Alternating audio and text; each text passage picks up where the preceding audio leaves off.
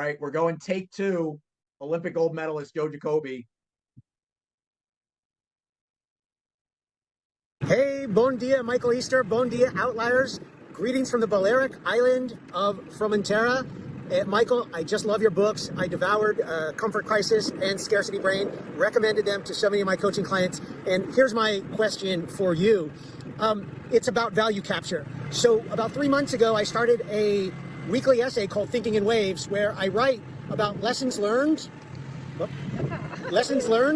and ideas that transfer from paddling a surf ski, surfing offshore waves out in the ocean, to a clearer model for innovative thinking, values alignment, and making better choices. So here's the thing, it's just a very black and white written essay. The response has been terrific, but I know there's an opportunity to make it better. Maybe like buy a GoPro camera and bring people out onto the water. But that's where the value capture comes in. I worry that I will kind of lose that love and touch for the water if I'm thinking about capturing video on a GoPro. So I would love your advice on this, and keep two things in mind. I'm a 5-day-a-week runner that for the last 5 years, I've never used a piece of technology while running. And secondly, it's not lost on me that right now, Maria is putting her life in danger by holding a selfie stick while I make this video for you to get the answer. So this is us, and I look forward to seeing your response. Thank you so much, and keep writing. I love your books. Bon dia, everyone.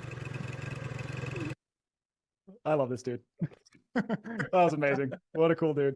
To answer his question for the group, for context, this idea of value capture is that, in short, once you start to measure something with a easily quantifiable number, we often lose track of why we do the thing in the first place. So I will give you an example of Twitter.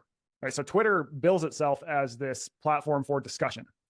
And so then the next question is, okay, well, what are the goals of a discussion? And the answer to that is that there's a lot of goals to a discussion, right? It's to understand someone, it's to be understood, it's to commiserate, it's to complain, it's to all these different things, right? A discussion has a million different goals, a million different outcomes, a million different things it could be.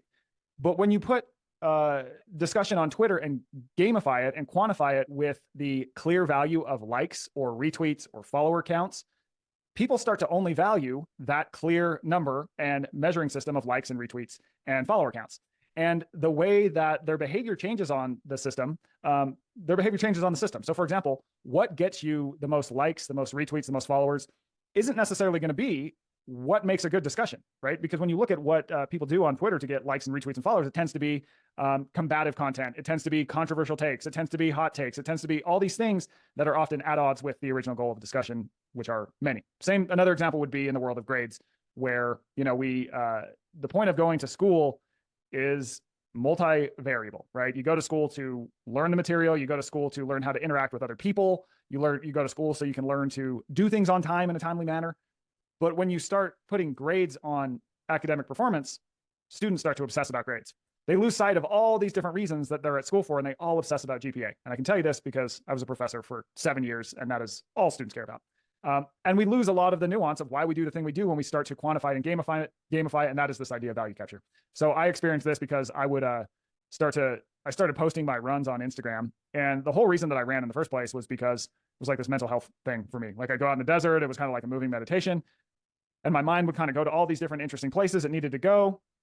Well, when I start putting my runs and photos of my runs on Instagram and start getting points for that, likes, comments, whatever, it changed the nature of my run, because I'd be running around a bend, and instead of thinking like, oh man, nature is beautiful, everything is great, I'd be like, oh wow, this is a great photo for Instagram. We got to stop and take a photo of that.